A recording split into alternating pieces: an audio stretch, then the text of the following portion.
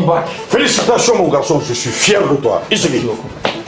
Bon, maintenant que tu es bachelier, en bas que tu connais. Bon, pour voir on est au Canada, les États-Unis, Corée, bon trop. Eh Mouna. Eh ben, où est-ce qu'on est au Canada? Ah oui, tel père, tel fils.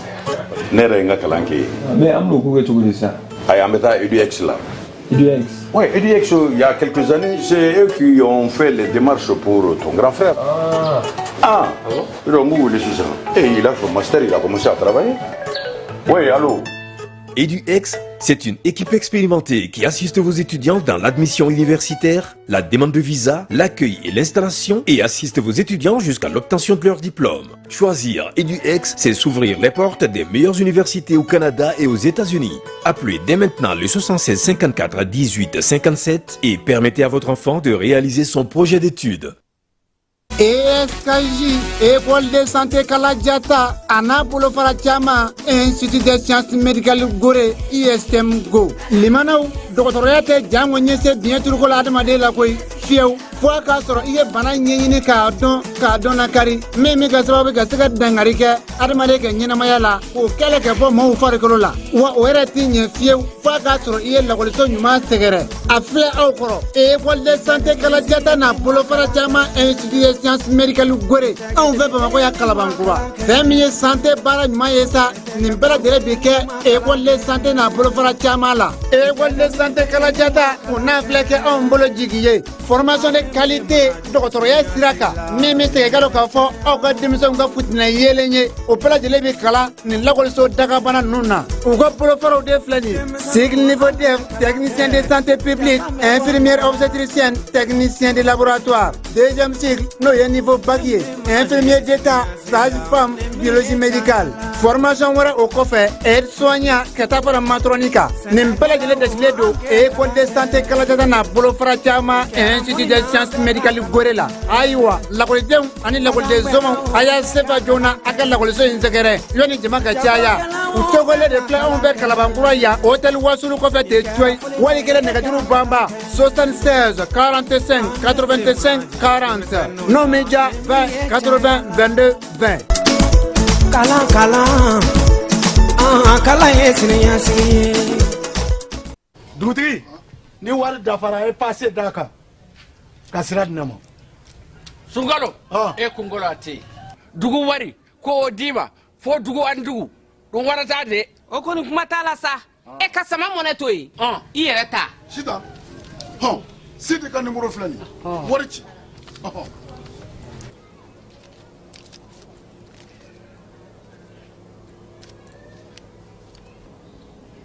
Wari sera.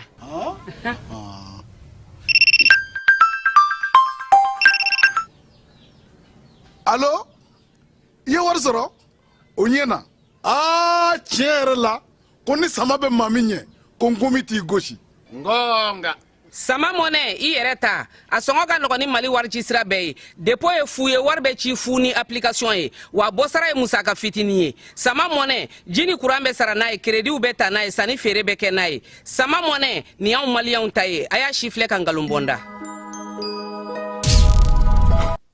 Centre de formation professionnelle Kaja Sanogo, CFPKSI Seukaw fɛ denmisɛnnin ka dege bolola baara la kabini fitinin fo ka taa kɔrɔbaya maakɔrɔw k'olu fana dege bolola baara la fo ni waati jan o bɛɛ lajɛlen bɛ se ka kɛ CFPKSI ale kɔnɔna na Segu Dar es Salaam.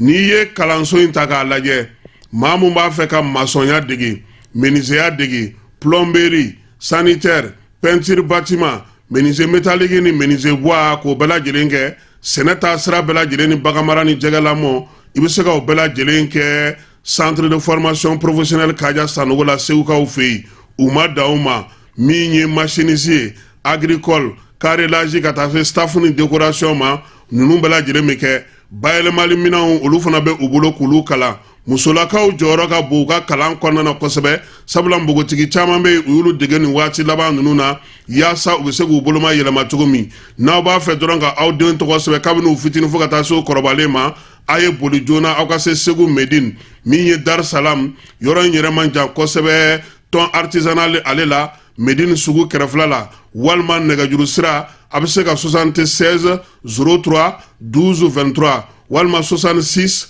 03 12 23 21 73 67 96 Ségou Dar Salam min ye centre de formation professionnelle Kaja Sanogo ye CFPKSI ale bɛ maa ta yɔrɔ bɔ siniɲɛsigi o labɛnko ɲuman kama.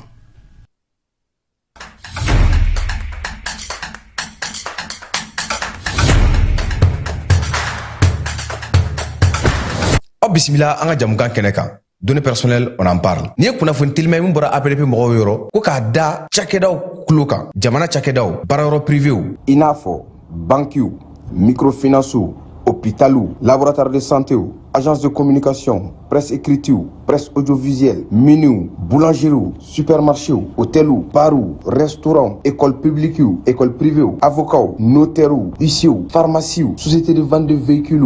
jamana cakɛda fɛn fɛn bɛ baara kɛ ni adamaden tɔgɔ la kunnafoni ye Mali kɔnɔ ko courrier bɛna se aw ma k'aw invité aw kana aw ka traitement déclaré au niveau de l'APDP ni courrier in sera aw ma aw bɛ se ka wuli ka se APDP la aw ka traitement ɲɔgɔn fɛ aw b'a cartographier k'a dɔn aw kan ka formulaire jumɛn rempli o formulaire remplilen kɔfɛ aw kan ka musaka joli sara o bɛɛ lajɛlen bɛ d'aw tulo kan APDP la walasa aw ka kunnafoniya sɔrɔ ni courrier ninnu na aw bɛ se ka nɛgɛjuru ci 20 23 86 15 ou bien ka wuli ka se APDP la ɲɛfɔli ka k'aw ye k'aw bilasira.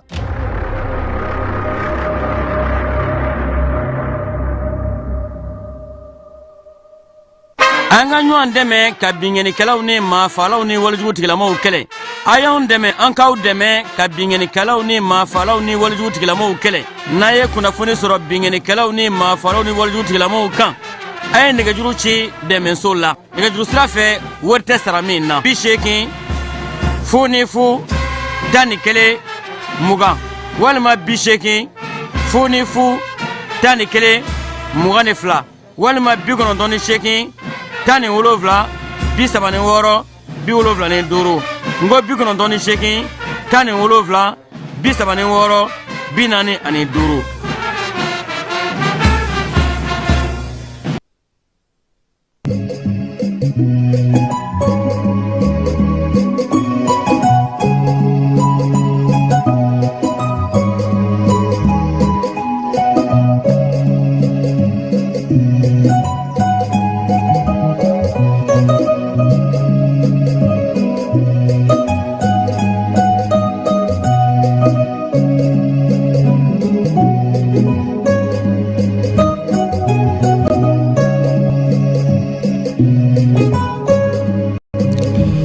An lamɛnbaaw ani an filɛbaaw cɛw ani muso denmisɛnw ani maabakɔrɔ minnu bɛ Mali kɔnɔ ani Mali kɔkan k'aw bɛɛ lajɛlen aw ni sɔgɔma bi ye ntɛnɛn ye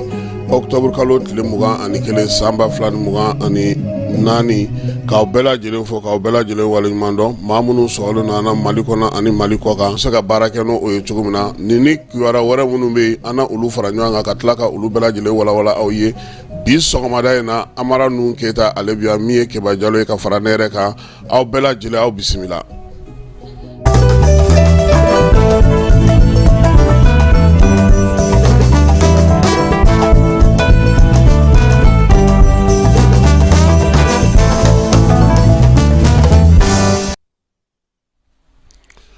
An bɛ aw fo ka waleɲuman dɔn Keba kunun ko n y'a f'i ye n ko kunun kun ye kari ye n ko an ye yala dɔɔnin kɛ yaasa an ni maaw ka se ka ɲɔgɔn ye kungokɛyɔrɔw don bɛɛ n'i kungo don zege Bamako ten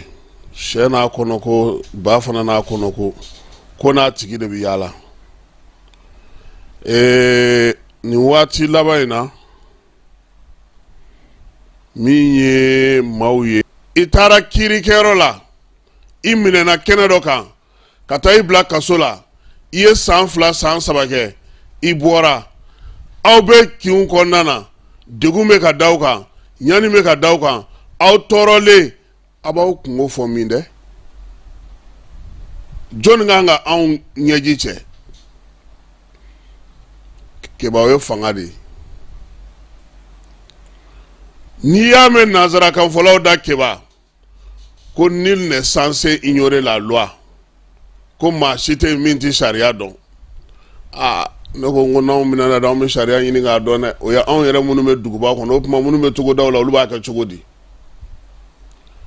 kiba fantan joli tɔɲɔnen bɛ jamana in kɔnɔ bi n'u t'a fɔ yɔrɔ dɔn u fantanw b'u kungo fɔ mini dɛ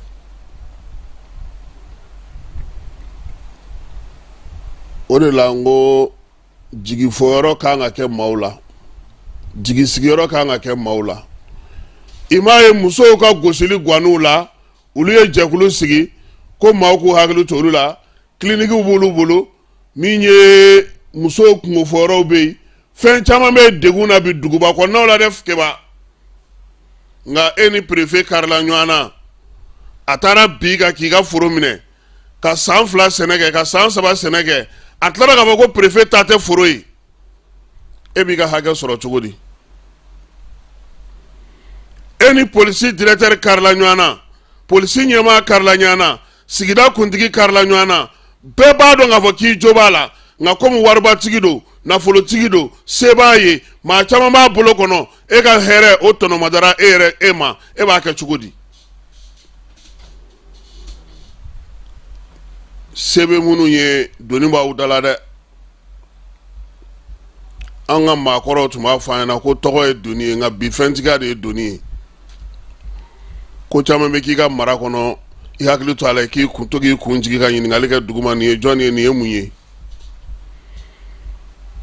keba an ka maaba dɔ bɛ yen bamakɔ kɔnɔ yan garidi caman b'a ka so a kɛlen don fana ka polisiw ni sɔrɔdasiw an t'a dɔn jumɛn k'olu dɔw fana ta a b'olu fana sara olu fana b'a ka so kɔlɔsi nka terorisiw donna a ka so ale yɛrɛ de ɲɛ y'a ye garidi m'a ye polisi m'a ye fosi m'a ye ale yɛrɛ de y'a ye a yɛrɛ ka kamera la ale de tilara ka sɔrɔdasiw ni garidiw n'a ka mɔgɔw plantɔn ninnu ɲininka nin cɛ 2 in ye jɔnni ye ko k'u yɛrɛ donna tuma min k'u ka ca dɛ i b'a dɔn ko kalansen dɔ senfɛ keba a kɛra Moti mara la Moti ka caman tulo bɛ an na u ko min ye terorisiw ye bamansiwale kɛbaw ninjugawale kɛbaw u ye dugudenw ɲininka keba ko munna aw bɛ sɔn aw ni ninnu ka sigi i b'a dɔn mɔgɔ minnu terorisiw mɛna mɔgɔ minnu fɛ yen amaraw ye min kɛ k'u jaabiya k'u bɛ kiiri tigɛ ka ɲɛ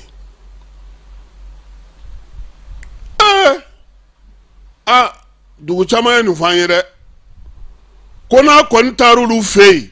k'a kiiri bɛ tigɛ ka ɲɛ Tɔnbɔkutu bɛɛ tulo bɛ na bɛɛ bɛ u ka yɔrɔ dɔn Gunda mara la n'a taara ye kiiri bɛ tigɛlen ye k'o ɲininka ko karisa ko dɔ bɛ moto kan k'a bɛna ale ka taa denwuli la u ko tiɲɛ don ko denwuli bɛ yen u ye min kɛ i b'a dɔn u y'u ka mobili dayɛlɛ ka carburant kɛ cɛ kun u ye carburant k'a kun ka tila ka wari d'a ma k'a ka taa denwulikɛyɔrɔ la a taara ka segin ka na Mopti a nana fɔ mɔgɔw ɲɛna k'a n'u bɛnna mais mun ye ale yɛrɛ jɔrɔ sisan ale min ye nin ye ale dusukun b'a dɔn k'a fɔ min don ale tɛ se ka k'u fɛ cogo si la mais nin bɛ kɛ mɔgɔ joli la k'o bɛ sɔn ka segin a kɔ an ka ko in gɛlɛya dɔ de ye nin ye minnu bɛ taa faama jɔyɔrɔ kɛ yɔrɔw la a y'a kɛ tilennenya ni ladiriya kan a k'aw jɔ aw jɔyɔrɔ la a k'a dɔn k'a fɔ ko jamanadenw mago bɛ aw de la n'a aw bɛ yen bi anw ka Segu dugu maa jumɛn bɛ yen Masina kɔnɔna ni ka taa se fo Dɔngɔnɔ dugu ma jɔn bɛ yen bi ko min tɛ ka finitigiw wele nka a bana ta u caman tun ye accord signé ni Bamanciwale kɛbaw ye k'o ka minɛnw minɛ k'o bila i fɛ yen k'o mara k'o mɛn kɛba don kelen da kelen o minɛn bɛɛ tununnen tuma min ka taa ka cɛ wele ko ko tiɲɛna k'anw bɛ ka mɔgɔ min ɲini k'e tɛ dɛ ko Amara de don nil est censé ignorer la loi fandan sɛgɛnni dɛ kuma fɔ wɛrɛ tɛ maa minnu ye se wɛrɛ tɛ maa minnu ye n'u ɲɛji cɛ kɛba kitabutigi ko ala to o ɲɛji k'o ɲɛji o ma ɲi dɛ a ka jugu bɔ min ye dɛ minnu bɛ jɔyɔrɔw la Bamakɔ yan se bɛ aw ye a ye sabali minnu bɛ jɔyɔrɔw la fan o fan fɛ Miskara Jarati dilen don aw ma jamana tɔgɔ la a y'a mara ka ɲɛ a y'a dilan ka ɲɛ a y'a kɛ ka ɲɛ bi bɛɛ sinikɛnɛ bɛɛ a préfet dɔw olu ka gere gouverneur ye a sous-préfet dɔw olu dalen no Bamako ya temps yɛrɛ t'olu bolo n'a fɔra ko faamaw bɛ taa u bɛ sɔrɔ ka olu yɛrɛ bɛ taa jɔnni de bɛ olu bɛɛ lajɛlen la kɔlɔsi fo fana de ka dɔn n'o tɛ maliyɛnw sɛgɛnna dɛ nin ye kado ye ka di maa minnu bɛ fanga jɔyɔrɔw la bolofaraw ni danaya talen no ka da u fana ni hakɛw ka kan jamanadenya a bɛɛ lajɛlen tɛ se ka ko jamana ye wari ta ka d'u ma fɛn caman bɛ minnu bɛ sɔrɔ minnu kan ka k'u ye fu k'a sɔrɔ u ma dɔrɔmɛ kelen wo sɔgɔlen bɔ u bisimila ko ɲuman b'o la kiiritigɛyɔrɔw la u bisimila ko ɲuman b'o la kalansow la u bisimila ko ɲuman b'o la furakɛlikɛyɔrɔw la u kunbɛ ko ɲuman b'o la fanga ka baarakɛyɔrɔ la sɛbɛnw bɛ sɛbɛnna n'u taara olu nɔfɛ olu bɛ se ka sɔrɔ cogo min na k'a sɔrɔ u ma degun kɛ o bɛ o la maaninfin yɛrɛ kunbɛ cogo a lamɛn cogo a la o bɛ caman de bɔ a kungo la k'a sɔrɔ e ma se ka fosi yɛrɛ k'a ye fɔlɔ nka n'a donna ka ban ni e ni ɲɛkumu ni pɛrɛn ni fɛn y'a kunbɛn o ka jugu a tɔ bɛɛ lajɛlen ye o b'a tɔ bɛɛ nɛgɛ bɔ a la sinon maa caman bɛ yen u tɛ se k'i kungo ɲɛnabɔ nka ni n'u ye ɲɔgɔn ye a ka ca ala fɛ u bɛ min f'i ye a b'i dusu suma hali n'i kungo ma ɲɛna i b'a fɔ ko nin ye n lamɛn ka ɲɛ cogo min n'a kun se b'a ye i b'o kɔni bila i kungo la n'a kun se bɛ a ye a kunna dɔ kɛ n ye n nana n y'a sɔrɔ yɔrɔ bɛɛ datugulen don n ye cɛ kelen min sɔrɔ da la ko gardien a ye n bisimila a ye n ɲininka a ko bi tɛ baarakɛ don ye na nin don in baara bɛ se ka kɛ ka ɲɛ cogo min na n'i y'o gardien ye ten o ka ɲɛmɔgɔ tɛ se ka kɛ mɔgɔ lankolon ye n'i y'o la ɲɛmɔgɔ tɛ se ka kɛ mɔgɔ lankolon ye o la donc bi nin ye an donkan ye Amara k'a fɔ mɔgɔw ye ko connexion de man ɲi kosɛbɛ sɔgɔmada in na u k'a dɔn k'a fɔ ko an b'an sela a kan ale y'a to hali émission yɛrɛ ma se ka daminɛ joona connexion ɲɛ man ɲi bi kosɛbɛ maaw ka se ka o fana faamuya k'an faamu baara in ale kɔnɔna na.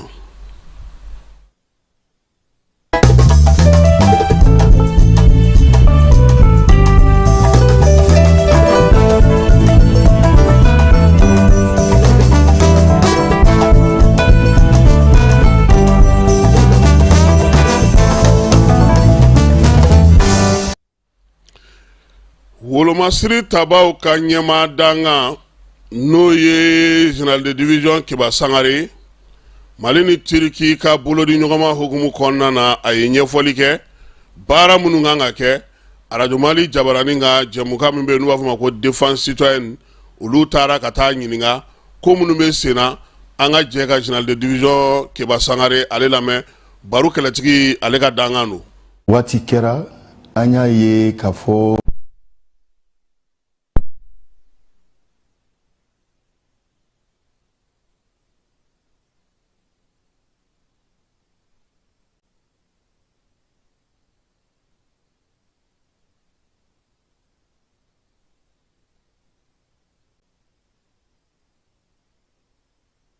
waati kɛra an y'a ye k'a fɔ degun nalen an kelen k'an ka partenaire kɔrɔw olu talen même an ka lakɔlidenw mun bɛ kalan na ani formation ka dugu la u y'an ka mɔgɔw lasigi k'a yira ko se b'olu de mais an ka faamaw y'a yira k'a fɔ ko Mali datugulen tɛ an b'a kɛ ni maa ye ani maa mun bɛ jɛ o la an tun taara Turki taama fɔlɔ la ka t'u ka kɛlɛ ɲɛcogo lajɛ filanan an ka sɔrɔsi ɲɛmɔgɔ y'an bila an ka taa u ka école par entité section bɛ former ɲɔgɔn fɛ compagnie bɛ former ɲɔgɔn fɛ fo ka taa se niveau ba dɔ la an y'o exercice de kɛ EMIA la donc an y'o da yira Turkiw la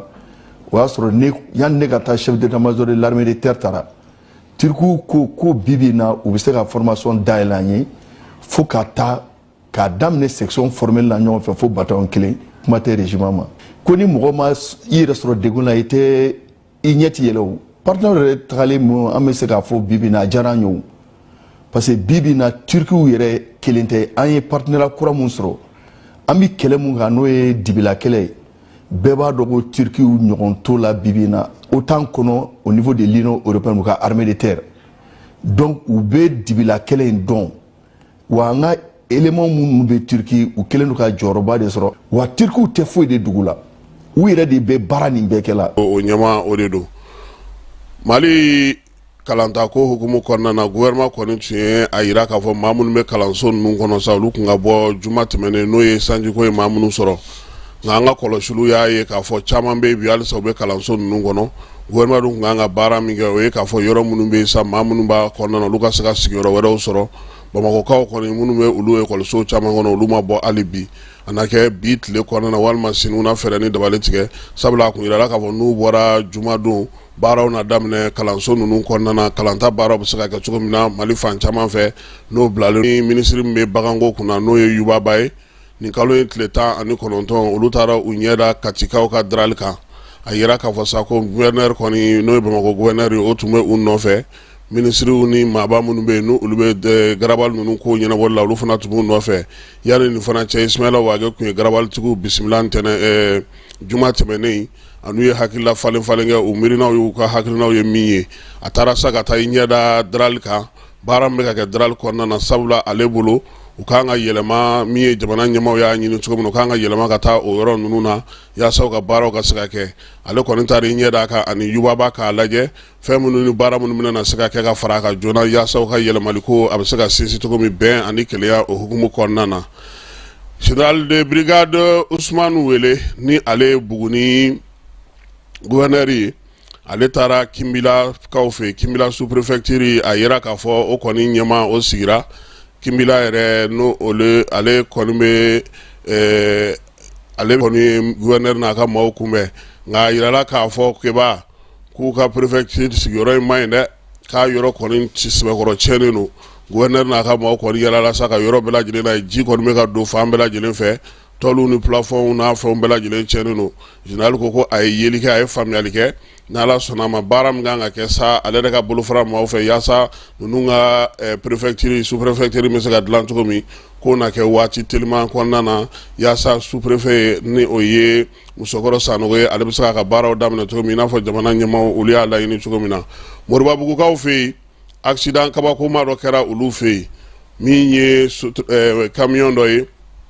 ale kɔni kun ye dɔ tan sa o taani kɔfɛ sa sapeur pompier mobile min nana ko ale bɛna lajɛ ko ka o ko bɛɛ lajɛlen ɲɛnabɔ dɔ fana kana don o la musokɔrɔba min bɛ ni o y'o bɛɛ lajɛlen ta sa o bɛ yɛrɛ ɲini na tuma min na sa moto nɛgɛsotigi dɔ fana nana kana don o ko bɛɛ lajɛlen na tuguni a ɲaamina min ye camion bɛnni min yɛrɛ ye ko in bɛɛ lajɛlen kɛ ale kɔni ka tiɲɛni barika bonyana kosɛbɛ maa minnu bɛ yen n'olu nana kana dɛmɛ kɛ n'o ye sapeur pompier olu fana y'u ta sɔrɔ a la mobili 3 ani nɛgɛsotigi 1 o de ɲaamina ɲɔgɔn na a yɔrɔ kɛ yeba ala yɛlɛ maaw la dɛ u taara k'u bɛ maa de bolo ma gɛn o de taara kɛ kasara u bɛɛ bolo parce que mɔgɔw tɛ taa dɔɔni bɛɛ de bɛ vitesse la o de ye ko in problème ye accident n'i ye vitesse ko sen bɔ accident ko ninnu na tɔ b'a dɛn koyi vitesse de mɔgɔw bɛ vitesse de ta vitesse ta de ka ca kɛnɛ ninnu kan sinon ok gouvernement bɛ k'a ka hakɛ de ɲini u fɛ i n'a fɔ société tɔw bɛ yan cogo min na bɛ ka hakɛ ɲini u fɛ yaasa i ka se k'i jɔ i kolo la f'i ka taa sɔrɔ sɛbɛnjiri ɲɛnama bɛ i la dɛ o hukumu kɔnɔna na sa min y'an ka dugujukɔrɔ nafaw ye nafa jumɛn bɛ sɔrɔ u la ka kɛ n'an ka jamana yɛrɛ taabolo ye jamanakuntigi Asimi ale kun delila k'o kuma la fɔ Kulubakaw fɛ yen barosigi dɔ senfɛ ko min ye an ka dugujukɔrɔ nafaw ye a ka ca wa min ye a bɔcogo ɲuman ni a kɛcogo ɲuman o de bɛ sɔn ka an nafa don nataw kɔnɔna na amara an ka jida jamanakuntigi ka kuma ale sɛnɛ kan maaw ka se k'a faamu. Mécanisme bɛ yan yɛrɛninw bɛ yan n'an y'a matarafa a bɛna ye n'an jamanaden n'an tɛ jamana n'an jamana bɛɛ n'an jamanaden ni a bɛna ye ni Mali tunkarakɛ a bɛ dɔgɔya Mali tunkarakɛ a bɛ dɔgɔya mais y'an kɛ fantan u y'o bɛɛ de bɔsi an na sisan u tɛ k'an bolo sɔn an ka mɔgɔ bɛ taa sanu mun san Dubaï la an ka sanu de don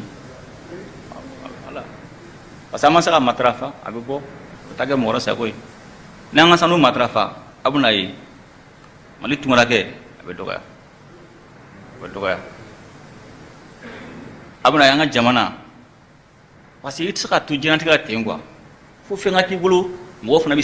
sira ɲɛ fɛn min ye fɛn ka k'i bolo mɔgɔ bɛ bonya ni fɛn min ye i kana se kɛlɛ la mais i kɔni kɛ waritigi kɔni o kɔni ka kɛ waritigi e tɛ waritigi e fanga tɛ la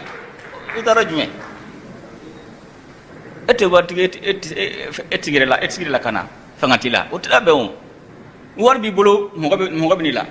ni fanga b'i bolo dɔ bɛna bɔ n dɛmɛ gangayɔrɔ la ka na i tɛ se ka gala dɛ ama ngarme la be ena ngana fa sara fana la mine sank ulu la kana abana abuna ni mo be na ni mo tena e jamana ba nu aba fu mo jamana ba gulu be bulla mal na fe lucem goma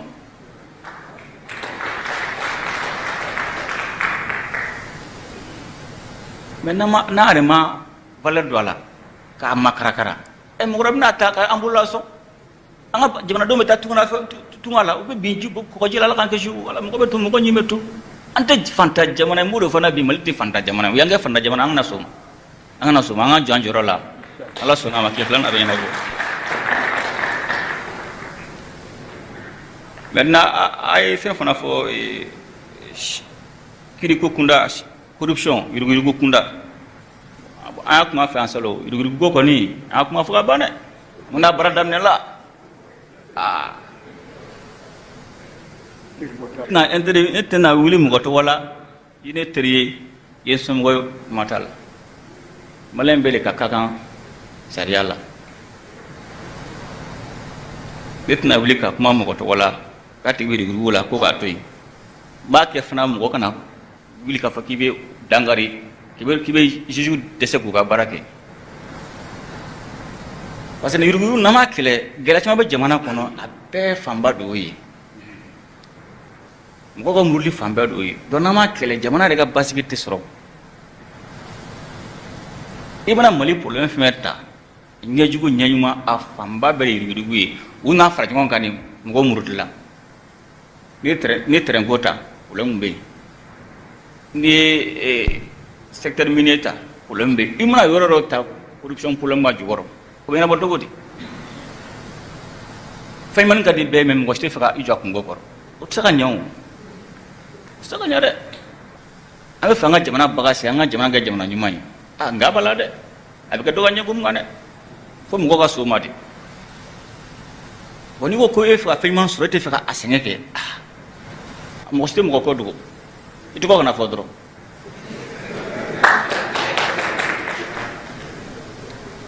donc mais mbe au be ayina fait parce que irugu ko la c'est ça ikalana otala imakala otala parce que frère me blase arama de be frère bla absaka frère contourner ya ketugo tugo arama de akli ka bongo ju dantala al ne frère ki tugo to arama de do saka contour ka mununu ka ta fere ke do amuni la da to mo yi dina nyemgo ananga dugutugu abara famba bolo banere mu famala mo to tumam sabu yurugula anga siganda be mako figa fa ko ne fadin to intini kepa parce que arama de ni banko tila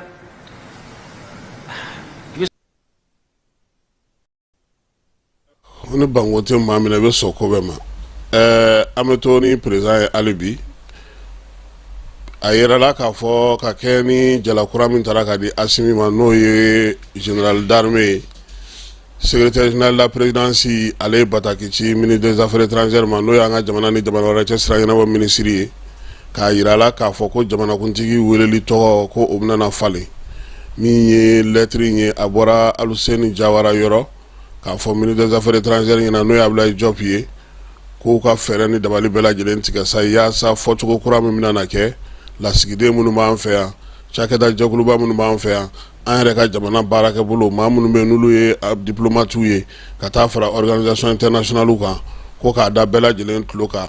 ko ni u bɛ bataki ci u bɛ sɛbɛn ci u bɛ fɛn o fɛn kɛ jamanakuntigi k'a ɲɛsin a ma u k'a sɛbɛn son excellence général d'armée Assimi Goïta président de la transition chef de l'état de la République du Mali nin kuma in fɔli a bɛ taa ni maaw ye sariya caman na a bɛ ɲininkali caman kɛ ɲininkali minnu ni maaw bɛ ka hakili jagabɔ k'a kan hakilila k'a fɔ ko min ye an ka sɔrɔnalidonbaga dɔw ye olu ye hakili di a kan magistrat ba dɔ fana o fana ye sɛbɛnni k'a ka keba comme nul n'est censé ignorer la loi on s'en regarde non sinon n ye an ka magistrat cɛkɔrɔba dɔ ye ale ye barosigi dɔ kɛ ni maa dɔw ye maa minnu fana bɛ n'olu dɔw ye magistrat dɔw ye avocat ye u bɛɛ bɛ k'u hakilinaw fɔ u ye a kɛ Instagram wa jumɛn ou bien Telegram u y'a kɛ Telegram kan ka barosigi kɛ surɔ mɔgɔ caman y'i ka tɔmɔta tɔmɔ a la minnu ko a man ka fɔ ko fo a ka sɔrɔ kala tari ye olu sinsin ma olu y'o fɔ minnu fana ko k'a bɛ se ka fɔ bɛɛ y'i ta fɔ quoi nka n'ala sɔnna ma maa falen ninnu yɛrɛ caman bɛ an nana kuma d'u ma maaw bɛ se ka faamuyali k'a la cogo min na n'olu ka mandaw ye 10 millions ni 15 millions fo ka taa se 30 millions ma ko olu de kɔni niyɔrɔ bɛ sɔn ka dɔgɔya ko la sabula k'a bɛ sɔn ka di niyɔrɔbatigiw ma an fana b'a fɔ fanga ye a ka lajɛlan don nin ko in na yaasa min ye jagokɛla misɛnman minnu fana ka buruburunin minnu bɛ yen o ka du u ma o fana ka se ka fiɲɛbɔda sɔrɔ u yɛrɛ ye tile fila in na sabula olu ka surun jamanadenw la ni belebeleba ninnu ye belebeleba ninnu ta ye marché baw de ye miliyari kow de y'olu ta ye est ce que n'olu yɛrɛ 3 5 4 10 ɲɔgɔnna sɔnna na anw ka maaw na fɛn y'a ko la jɔrɔna bɛ o yɔrɔ de la donc an bɛ dugawu kɛ sa min ye manda misɛntigiw ye an k'a dɔw fana nisɔndiyalen kumakan mɛn yaasa an k'a dɔn k'a fɔ ko ɲɛ jumɛn na ko dɔw de ka dugukolo bɛ Sulemanibugu dugukolo in lotissement in ye dugutigidi de ye dugutigidi min don bila ko tɛ dɛ a dira kabini 1940 dugutigidi o kɛra 1940 nka yaasa i ka se ka ko in ɲɛdɔn muso kɔni ko ale minɛna a ma wari suɲɛ a ma wari ta a don kelen da kelen dɔrɔmɛ kelen wo sɔgɔlen ale yɛrɛ ye maa min ye diinɛ matarafalen don a bolo sabula an ka diinɛ ɲɛmaa dɔ muso don a ka ko bɛɛ lajɛlen ye ala ko ye wurudi tɛ wurudi ye kuranɛ kalan tɛ kuranɛ kalan ye a yɛrɛ ka ko bɛɛ lajɛlen ye la ilaha illallah de bɛ bɔ a da kɔnɔ ko nka ko ka nin kajibina nkalo in da ale la maa ma taa soma ɲininka maa ma gɛrɛ ale la maa si ma sɛgɛsɛgɛ jamana in kɔnɔ yan ko maaw k'o dabila ni ko kɛra wuli ka taa ko kuma ko jumɛn na ninnu ye mandat da nin kan ko mandat dakun yɛrɛ ye min ye ko a ye opposition à l'autorité légitime de kɛ ale ni fana a banna ka disposition fana ta yaasa kiiri tigɛlamaw ka se ka ɲɛɲinini kɛ ko ka ko min bɛ yen n'o bɛ tali kɛ a yɛrɛ ka baarakɛyɔrɔ kow la a ko kun mun na a y'o kɛ o ye sariyaw ye sariya minnu dɔnnen don an ka jamana kɔnɔ waleya in bɛ tali kɛ mun na sa n'o ye dugukolo ko in ye ko a ko daminɛna a mɛnna dɛ ase yɛrɛ da ka don ko in na o kɛra 2016 ye san 2016 san min ye maa dɔw ye olu de nana sa k'olu ka dugukolo ko gouvernement sigilen n'o ka Sulemanibugu la koyi ko min ye ACI ye ale de yɔrɔ ninnu kɔni u morcelé k'u di titre foncier o ye 1947 ye san 80 ani kɔ tɛmɛnen kɔfɛ min ye dugukolo tigilamaw ye n'o ye Sulemanibugu ye minnu y'a sɔrɔ dugutigi di fɛ olu de wulila ka taa u dama kasi fanga tigilamaw fɛ yen fanga tigilamaw fana ye san damadɔ kɛ sa olu bɛ k'a ɲɛɲini fo kana se san 2002 ma ACI ale sigilen sen ka sa dugukolo ninnu kɔni kɛra titiri dɔ ye k'o di ale ma yaasa ka se ka o bɔrɔtɔ k'o di sa ACI ale y'a ka baaraw kɛ jamana ale tɔgɔ la i n'a fɔ a laɲininen don cogo min na min ye ACI ye ale kɔni ka baara ye mun ye o ye ka dugukolo di nka sariya tɛ ACI bolo a mara ka dugukolo minɛ maa la dɛ sabula titre foncier dili o tɛ ACI ka baara ye a tɛ se ka titre di a tɛ se ka titre annulé o de kun ɲinina muso fɛ ko maa minnu bɛ dugukolo kan n'a san bayirika ye nin ye k'a k'u lawuli ko dugutigi y'a di minnu ma k'olu yɛrɛ nana minnu ta yɛrɛ ye yɔrɔ 1947 muso t'a kun filɛ kaso la de ko parce que k'a ko ko awɔ se t'ale a dun se t'a ye sariya la o taalen n'a ye kiiri tɛ se ka tigɛ o n'i ye ko da sariya ɲɛkɔrɔ a tɛ se ka tigɛ a tɛ titiri di a tɛ titiri minɛ mɔgɔ la keba muso t'a cogo filɛ kaso la nin ye wa minɛlen a bɔ kuma yɛrɛ bɔlɔlɔ sanfɛ dɛ k'a jibina nkalon ti nkalon ye o taara ka da ni muso in na a ko ACI ale tɛ se ka dugukolo minɛ maa la a tɛ se ka dugukolo daraki maa la n'o ye titre foncier ye nka a bɛ dugukolo feereli de kɛ ale bɛ se ka titre minnu n'a ye olu di ale bɛ se k'o kɛ nka baara min bɛ yen n'o ye ka titre foncier minɛ mɔgɔw la ou bien ka mɔgɔw bɔ dugukolo kan gouvernement de bɛ se k'o kɛ o se bɛ gouvernement de ye o disposition bɛ gouvernement de bolo muso ko ale ma mun faamu nin yɔrɔnin nin kun b'an ka to min ye olu minnu bɛ dugukolo di k'a feere maaw ma olu ka baara kɛcogo ani yamaruya min bɛ olu bolo kiiri tigilamaw ka dɛsɛ ka o dɔn mois de la solidarité ni kɛrɛfɛdɛn kɛlɛli hukumu kɔnɔna na minisiriso min bɛ muso den ani du kunna ale dɛmɛ ta ka di sɔrɔdasi musow ma minnu bɛ filiya la nin waati in na ani falatɔ minnu bɛ sɔrɔdasiw fɛ yen balo da dumunifɛn wɛrɛw wolu ta ko di Maju Sango ni ale ye ministre so in secrétaire général ye ale kontara sur sa mi Suleiman sous-directeur mi service social là no lieutenant colonel Suleiman Sidibé ale tara bonya inke oye service social des armées rekonnana aya ira saka fo ko ni moy ni kalo ngon tana bantu go sila mi ye musoni dewni demsonu nga du fayi nuduma wuli ga jowore ke ka nyesi ni manu ma ubse ku de meto mina sabula uluga bara bela jile benenu oma farko nyina ja kiwara hukumu konnana sa bayba ale tara ka ke mali dege karamo mununga ngata shanna ale karuga dege karamo ke ba bayba a bila bayba tere ana de la ka nyongo soro plateau ga ale de la ka nga demsenu munun shibe santar wolowla la ayo uluga dege karamo ya ke koyi wa mi kupu ye fana ayota demsenu munumbe na nyabu chama na binu ulube kan dulati kosbe eglu fe amadu dudu nunu kata se fofana nunu ma mi seku ko itawye aleni chani togoyedi ulube la jire ale ka demsenu dlanu ye nunu siraka coupe d'Afrique ta o temene ko fa bayba ayre koni ya don saka foko mina akara nganate nganae ayi bulu mono bokoy mi ye Mauritanie ngaw ulu tunya ta ka ke dege karamo ay se chaman soro ulu ga fanfela la ni wati na sa fo masako équipe A angan dulati la munu nga ta shanna u ya ta ka ke ulu ka dege karamo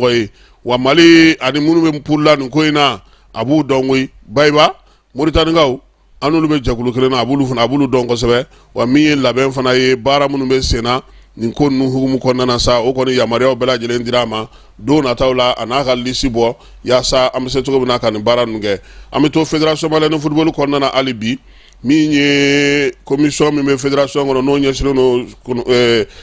segew ka frakelu koma o nyema ba no ye docteur Adama Sangare ale koni minaundi minamunu ni fédération mo ko sa ko ka odi ni wati na anga samata segew ka dogotoro ma ya sabu sega baraka na yitugo mina ngoni chama ya ira saka fo ko mina munu ko mina kura do keba mi ye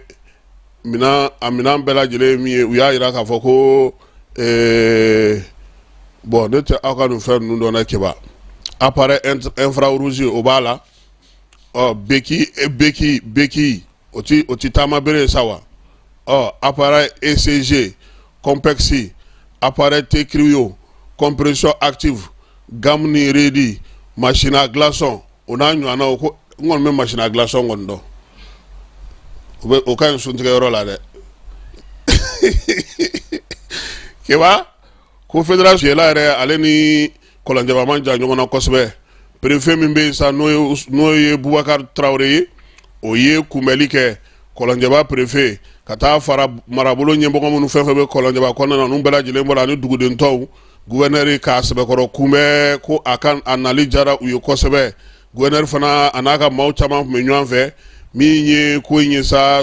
douane directeur ale ko ni to dal no ni nega so boli na Jean-Pierre la ka fe baraw ko ni na kasa nye folu bela jilen kelen ko fe mi ye siri baga yona ka maw ye uli ta ka forba mugula ka micro di gouverneur ma ko aka kudanwa di wele kelen ka kudanwa di mami ke baka maw yu ke nyo nga kuluba stratene na ha ni ngone directement de ye bonyama sego hukumu kono na sa folu ni tanunu uyolu fana ke mi ye gouverneur ka fo anana kenega ko o jaru ye kosebe dem senu munumbe adu fole kala munumbe olu blaw flan de wela mi nye Ousmane Boubacar Oumar Traoré na le ye préfet ayo foli ke ko mi gouverneur nana kana ko kena yakuba obulo ko jara ko sebe nega so boli ko de kade uluga mawye ninta ko wolofla nam fleni ko akara beni kele ya ko na foka na se akunjero ma mi ye demsanu ye ko uyere di ko sebe préfet ko sa ko mi ye nega so boli ye ma munu be nulu ya la ma fale mbawe nu ye ko chama nge farafina konna na ko ulu bela jele mi na Jean-Pierre ka ni nyogonda mi na ko ni aba fo ma to na nazara kana a niveau élevé no ko sebe ma puma bawo belebele le puma kene ka keba ika mawo umakulu basra ni yorola ha ni sra jangele ne dugumana do terrain plat abeteme forotu ni koritu ale ni nyotu ni kabatu karefla la ka haklu to tigaw la duguma ale ni kaba ande sho ko haklu to sho frana duguma ede attestation di u keba olu kera yani bolikelaw kana boli bela jelen kunje sabula bara kungacha ayera saka foko nega so boli bela jelen bane peu u ye kilomètre bolo wɛrɛ o dira ale ma maa min kɛra filanan ye o ye Cɛmɔgɔ Jalo ye Ernest Ɲena min ye 3e ye o kɛra Musa Jalo ye kɛba wɛrɛ i yɛrɛ ka mɔgɔ bɛɛ de tun bɛ i ja o ko yaasa ka se ka tulo in yɛrɛ bɛɛ lajɛlen kuncɛ sa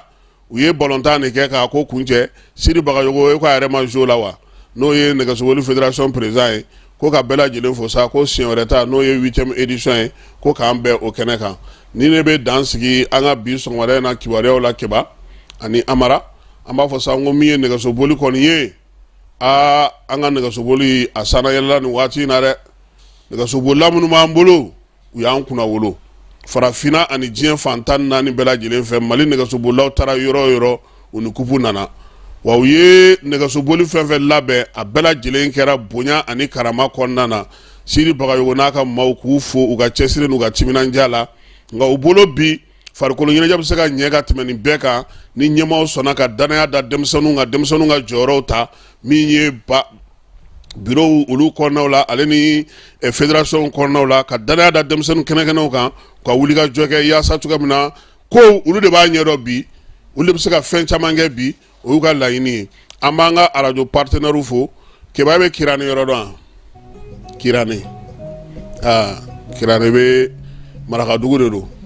olu b'an lamɛn su o su 20h u ka radio la an b'u fo k'u waleɲuman dɔn radio partenaire tɔw sa an b'u bɛɛ lajɛlen fo min ye Fili ye a n'a ka mɔgɔw Bafula bɛ k'aw fɛ yen k'an b'u fo k'u waleɲuman dɔn Seydou Sangare dugutigi k'an ka foli bɛ se a ma k'a waleɲuman dɔn min ye Sori Kɛmɛso ye Bayiba mairie du district kɔnɔna na Bamako Maraka Samake cité UNICEF la Seydou Kourbe Jara an ka karamɔgɔba don an b'a fɔ Alakɔlɔni kɛrɛfɛla la colonel Siri Lamine Traoré Bamanan ale ye EZO directeur ye le génie Thierno Oumar Asi Diallo k'an ka foli bɛ s'a ma monsieur le ministre ka Boyina Babi fo ale bɛ Menakakaw fɛ yen ministre k'an b'a fɔ ka Siriman Bacili fo monsieur le maire Bayi Jakite an tɛ ɲinɛ ale kɔ ka Ablaye Ɲagate fo min ye Madina Jara ye Atlantakaw fɛ yen an b'a n'a ka denbaya bɛɛ lajɛlen fo a n'a balimakɛ Sidi Babi ale ye douanier ye an b'an to la sa ka douanier minnu bɛ an ka jamana kɔnɔ yan n'o ye Raphaël Mungoro ye bureau des enquêtes la k'ale fana fo Abdramane Jakite u ka ɲɛmaaba n'o ye Amadou Sanogo ye bureau des enquêtes ɲɛmaa k'ale fana fo